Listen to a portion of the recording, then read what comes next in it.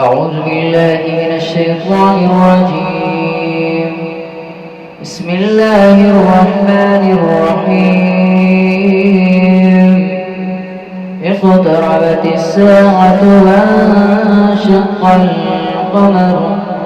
وإن يروا آية يعرضوا ويقولوا سحر مستمر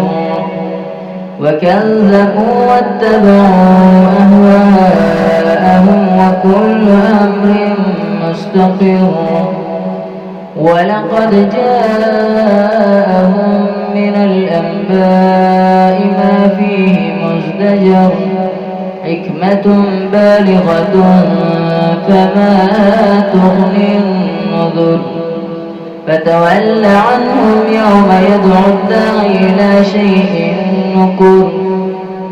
خش عن أبصارهم يخرجون من الأجداث كأنهم جراد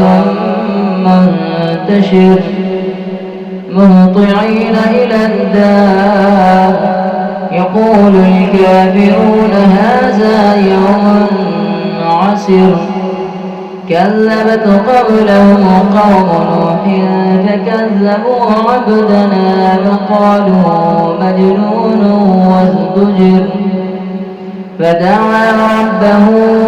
أني مغلوب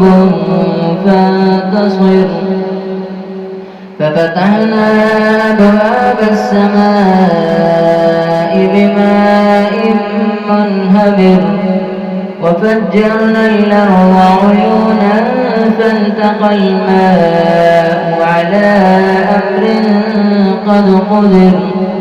وحملناه على ذات ألواح ودسر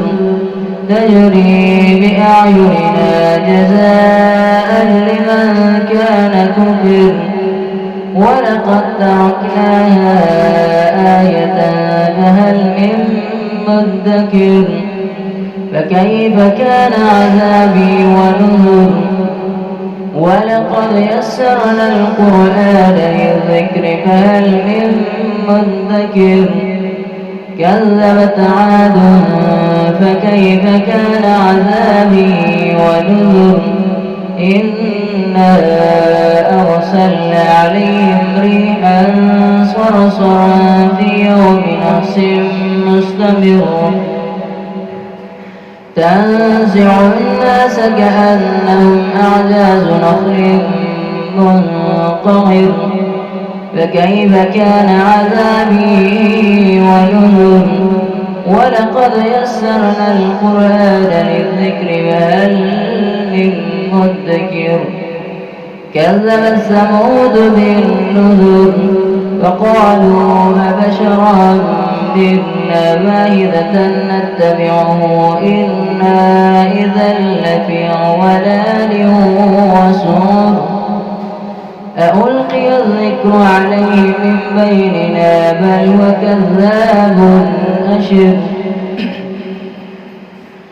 ألقي الذكر عليه من بيننا بل وكذاب أشر سيعلمون غدا من الكذاب الأشر إنا مرسلو الناقة فتنة لهم فارتقبهم واصطبر ونبئهم أن الماء قسمة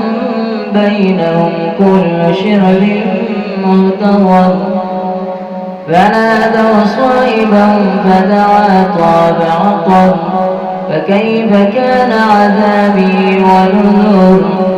إنا أرسلنا عليهم صيحة واحدة فكانوا كهشيم المحتضر ولقد يسرنا القرآن للذكر فهل من مدكر كذب قوم لوط بالنذر إنا أرسلنا عليهم حاصبا إلا آل لوط نجيناهم بسهر نعمة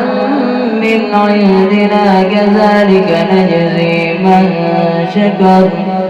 ولقد أنذرهم بطشتنا فتماروا بالنذر ولقد راودوه عن ضيفه فطمسنا أعينهم فذوقوا عذابي ونذر.